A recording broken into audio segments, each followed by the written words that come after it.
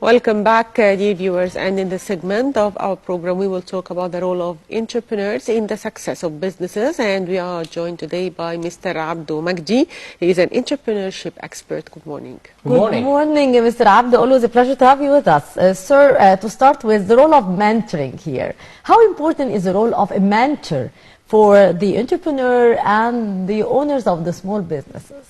Yeah, definitely. I think mentors play a major role in the success of businesses. I think if you look at any successful business, especially started by someone who's like young and entrepreneurial and have the energy and the time, and most likely lacking the experience, there are definitely some mentors who do have the experience and the maturity who actually have an informal relationship with that entrepreneur to help them excel further. So like wherever we look at any company or any industry, we can find like a succession of those successful people who build big companies and big successes, and then they mentor the next generation of entrepreneurs. So, and also it's not just about business. In our life, we're gonna usually see that there are, like, we lean towards talking to certain people, like, while taking certain type of life decisions. So definitely mentors, like, come in different aspects of life, but business has a very crucial importance.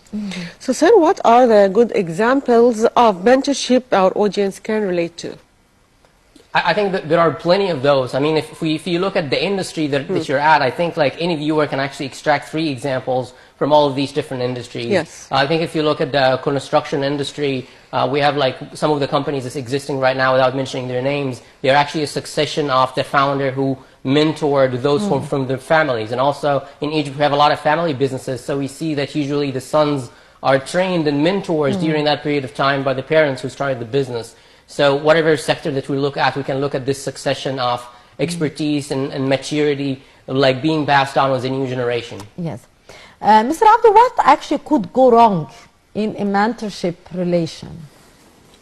Yeah, I think to answer that, we have to first understand that the dynamics of the mentorship relationship. So it's an informal relationship. Usually there's no transactions taking place, so you're not like hiring them as coaches or consultants. So it's highly informal. And also it's between someone who like wants something or like needs some certain type of support from someone else. And so a lot is going to depend on the mentor themselves and to what extent are they ready and mature enough to provide that. So there's always a challenge of having like people who are very self-centered, who do not listen, who like use it as a way like to kind of showcase their expertise and their connections other than providing valuable advice. Some of that comes in the shape of very generic advice like focus. You just need to focus, which actually works like on a generic theatrical stage, but when it comes to business, you have to be very detailed in terms of what to focus on, when, and why. So, like avoiding the egotistical types who might not have the competence and also have the character to deliver that expertise. Yep. So, sir, how are mentors different than coaches and consultants? Yeah, if we look at coaches and consultants, it's usually there is a transactions going on there. So you hire coaches like to increase your performance, and also you hire consultants to develop certain types of materials. In terms of like mentorship, it's usually a not paid relationship. It's like someone that you like and aspire to be like at a certain area, and then you arrange to meet with them frequently or infrequently to discuss like matters with your business. And also there is part of that not only dependent on the business but dependent on you. So if you're an entrepreneur who's a mentor and you started like 3 companies, they could actually be mentoring you throughout these different companies. So there's usually chemistry between the entrepreneur and a mentor, which makes it tricky that you have to like make sure that this chemistry exists in order for you to proceed with a mentorship relationship. Mr. Abdo, how I can compensate or reward my mentor? Yeah, I think that the biggest compensation or reward for a mentor, because if we have it in mind that they are people who are like older and more mature, is to actually succeed and to actually like execute what they tell you. So I think one of the thank you message here.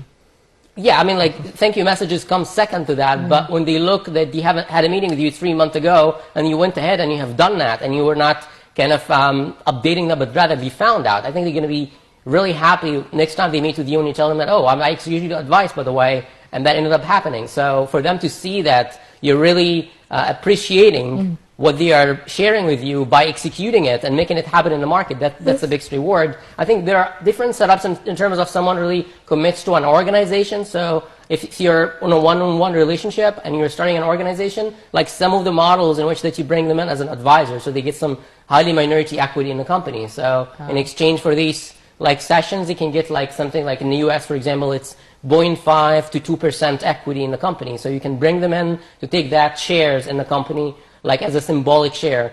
And like some good examples of mentors, and also they say it's for fun. So like we look forward to you flying us on a private jet. So when you have your company kind of expanding, is that you're going to be rewarding them like whether formally or informally, and they're going to be celebrating your success. So mentioning their names is something that they also appreciate to keep their legacy within the industry. Indeed. So, sir, how does my relationship with my mentor change over time? Yeah, I think lots of that is going to depend on the entrepreneur themselves, because like when we look at a mentorship relationship, there is a lot of activities that's happening by the entrepreneur, because the mentor, usually they could be spending an hour or 2 hours a month with you, but by the end of the day, you're working on your business all that time. So like, who is the active player here? It's the entrepreneur, the one who's executing the business.